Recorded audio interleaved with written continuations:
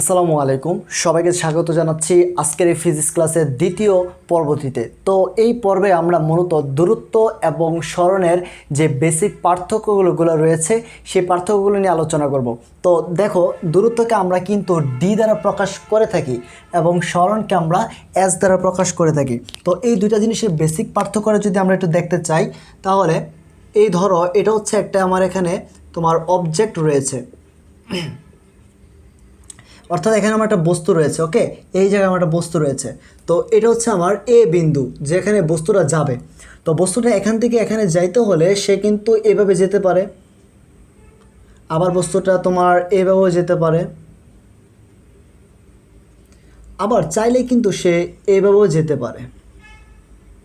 ওকে, তো বস্তুটা শুধু এইভাবে যাবে, শুধু তাই নয়, বস্তুটা এই আদি বিন্দু থেকে শেষ বিন্দুতে সরল রৈখিকভাবে যেতে পারে। এই আদি বিন্দু থেকে শেষ বিন্দুতে সরল রৈখিকভাবেও সে যেতে পারে।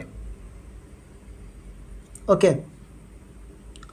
এই যে, তো এখানে যেটা বলতে যাচ্ছিলাম, যে বস্তুটি যখন পথ বরাবর যে দূরত্ব অতিক্রম করে, বস্তুটি যখন পথ বরাবর যে দূরত্ব অতিক্রম করে, অর্থাৎ এই যে পথ বরাবর যে দূরত্ব অতিক্রমটা করে থাকে, তাকে কি বলা হয়? তাকে দূরত্ব বলা হয়, অর্থাৎ তাকে ডি দ্বারা প্রকাশ করা হয়ে থাকে। এবং বস্তু যদি তোমার আদিবিন্দু থেকে শেষ বিন্দুতে, আদিবিন্দু থেকে যদি শেষ বিন্দুতে সরলরৈখিকভাবে পথ অতিক্রম করে, সরলরৈখিকভাবে দূরত্ব অতিক্রম করে, সেটাকে আমরা বলবো হচ্ছে তোমার সরণ, যেটাকে আমরা এস দ্বারা প্রকাশ করব। ওকে, আবারও একটু বলছি, যে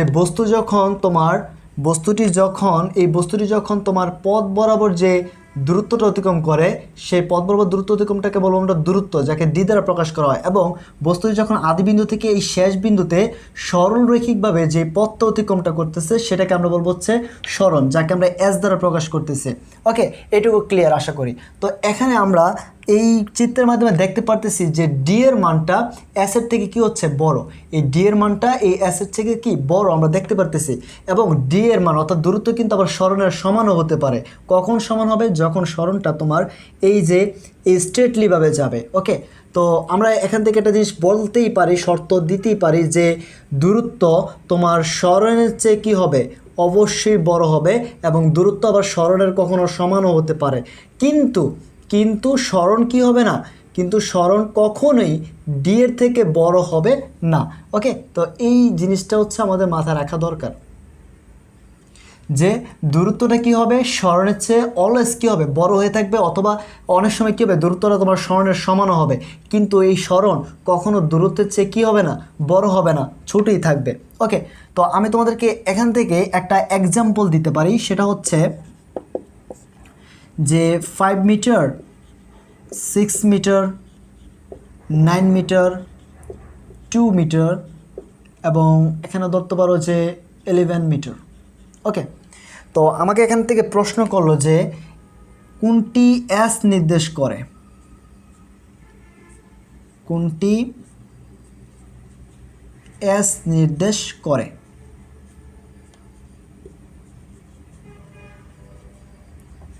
ওকে, তো আমাকে একটা প্রশ্নই করলো। তো আমাদের এখানে অ্যান্সারটা কী হবে? এই যে দেখো, আমরা কিন্তু এখানে দেখেছি যে দূরত্ব কি হয়? সবসময় সরণের চেয়ে বড় হয়, অর্থাৎ তোমার সরণটা কী হবে? সবসময় ছোটো হবে। তো আমাকে এখানে চাইছে কার? এস চাইছে। তো দেখো, তো এখানে সর্বনিম্ন মান কার? সর্বনিম্ন মান হচ্ছে আমার 2 মিটার। অর্থাৎ তাহলে আমরা বলতে পারি যে এস এর মানটা হবে 2 মিটার। ওকে, এটা হচ্ছে আমার অ্যান্সার। তো আমি তোমাদেরকে আরও কিছু এক্সাম্পল দেখাচ্ছি, চলো। তো ধরো এখানে আমরা এখানে একটা টান দিলাম হচ্ছে ওয়াই অক্ষ, এবং এটা হচ্ছে আমার এক্স অক্ষ। ওকে, এটা হচ্ছে আমার এক্স অক্ষ এবং এটা হচ্ছে আমার ওয়াই অক্ষ। এর মূলবিন্দু হচ্ছে মূলবিন্দু হচ্ছে এখানে উ। তো একটা বস্তু ধরো এই জায়গা থেকে একটা বস্তু যাত্রা শুরু করে এবং এইটুকু যায়, যাওয়ার পর সে এই এক্স অক্ষের সমান্তরালভাবে যায়, পরবর্তীতে সে আবার তোমার ওয়াই অক্ষের সমান্তরালে যায়। দেখো, বস্তুটা এখান থেকে যাত্রা শুরু করে এইটুকু যায়, তারপর সে এক্স অক্ষের সমান্তরালে যায়, এরপর সে ওয়াই অক্ষের সমান্তরালে যায়। তো আমি এখানে এটাকে ধরতেছি 4 মিটার, এবং এটাকে ধরতেছি আমার 3 মিটার, এবং এটাকে ধরতেছি 3 মিটার।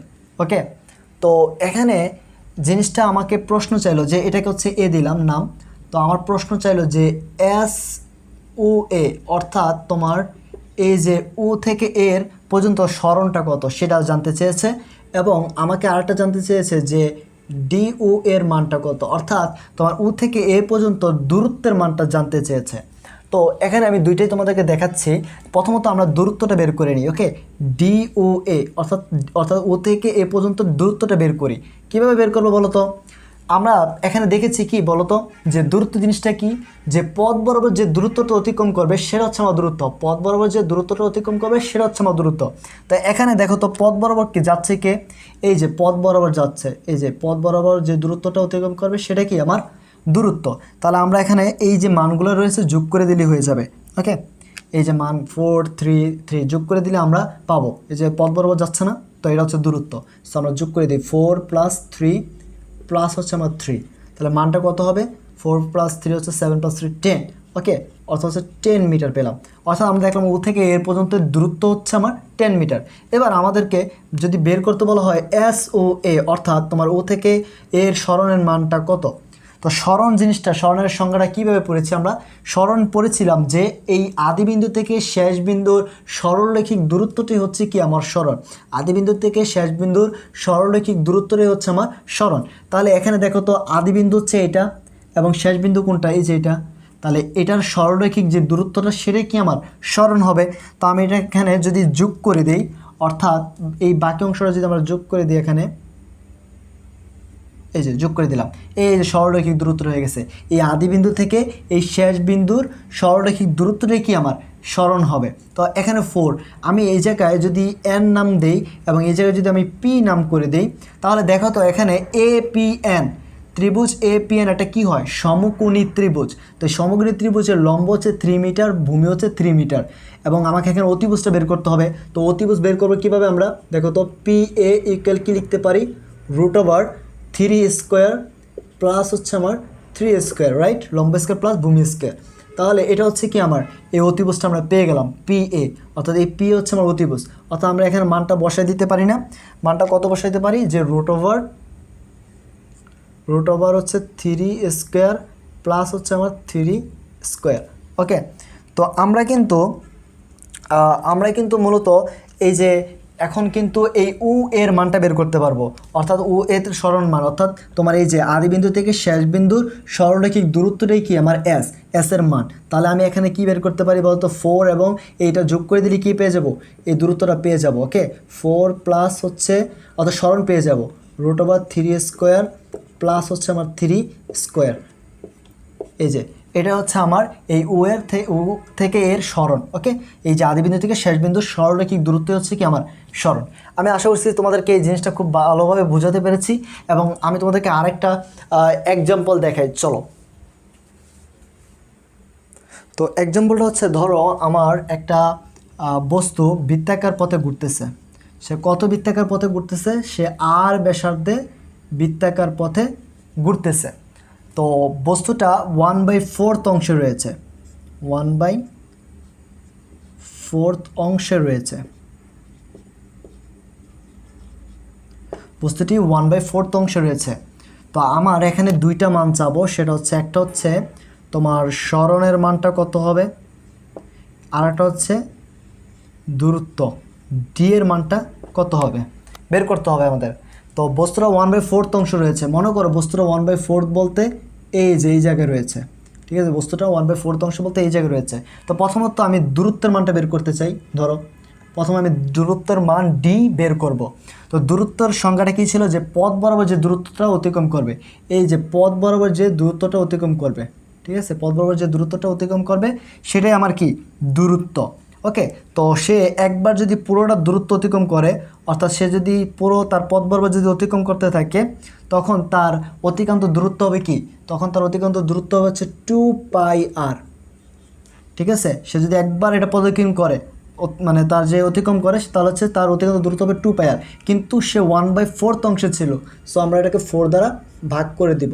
ওকে, তাহলে কত হলো, যে πr ডিভাইড বাই হচ্ছে আমার কি 2, ভাগ করে দিলে হচ্ছে এটা। তা আমি এটা পেলাম কি ডি এর মান। এবার আমরা এস এর মানটা বের করবো, অর্থাৎ সরণের মানটা বের করব। তো স্মরণের মানটা কীভাবে বের করবো বলো তো? স্মরণের সংখ্যাটা কী ছিল? স্মরণের সংখ্যাটা ছিল যে আদিবিন্দু থেকে শেষ বিন্দুর সরলরৈখিক দূরত্ব, আদিবিন্দু থেকে শেষ বিন্দুর সরলরৈখিক দূরত্ব, সেটা হচ্ছে আমার স্মরণ। তো এখানে আদিবিন্দু হচ্ছে এই যে এটা এবং শেষ বিন্দু হচ্ছে এটা, তো আমরা এটা যোগ করে দিই, আদিবিন্দু এবং শেষ বিন্দুর সরলরৈখিক দূরত্ব। এই যে যোগ করে দিলাম আদিবিন্দু এবং শেষ বিন্দু সরলরৈখিক দূরত্ব। তো আমার এটাই হচ্ছে কি, এখানে হচ্ছে আমার এটা হচ্ছে এস, অর্থাৎ এটা হচ্ছে আমার স্মরণ। এই যে এটা আমার এস, ওকে, এটা আমার স্মরণ। এবং আমি এই জিনিসটাকে এখানে এটা যুক্ত করে দিলাম, এটাকে আমি যোগ করে দিলাম। তো এটা যদি আর হয় তাহলে আমার এটাও কী হবে, আর হবে। কেন? কারণ এটাও ব্যাসার্ধ, এখান থেকে এটা কি ব্যাসার্ধ, সো এটা আর হলে এটাও আর। তো এটা হচ্ছে আমার এস, তাহলে আমাদের এস এর মানটাই তো দরকার, স্মরণের মানটাই দরকার। তো এটাতে একটা কী ত্রিভুজ হয়ে গেল, সমকোণী ত্রিভুজ হয়ে গেছে, রাইট? এটাকে আমরা যদি উ দেই, এটাকে যদি এ দেই, এটা যদি পি দিই, উ এ পি একটা কি সমকোণী ত্রিভুজ। তো এই সমকোণী ত্রিভুজে আমরা এস এর মানটা যদি বের করতে চাই, সো আমরা কি লিখতে পারি বলতো? অতিভুজ বের করতে চাইলে √আর স্কোয়ার প্লাস হচ্ছে আমার আর স্কোয়ার, তো আমরা লিখতে পারি কি √2r স্কোয়ার। ওকে, তো এটা কিন্তু আমরা স্মরণের মানটা পেয়ে গেলাম।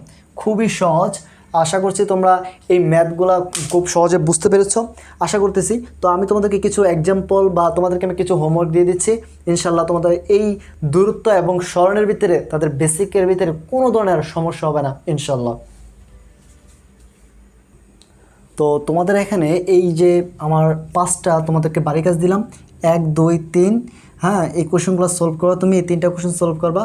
তারপর হচ্ছে 4 5, এই মোট টোটাল হচ্ছে 5টা, এই 5টা কোশ্চেন কিন্তু তোমরা সলভ করবা, ওকে।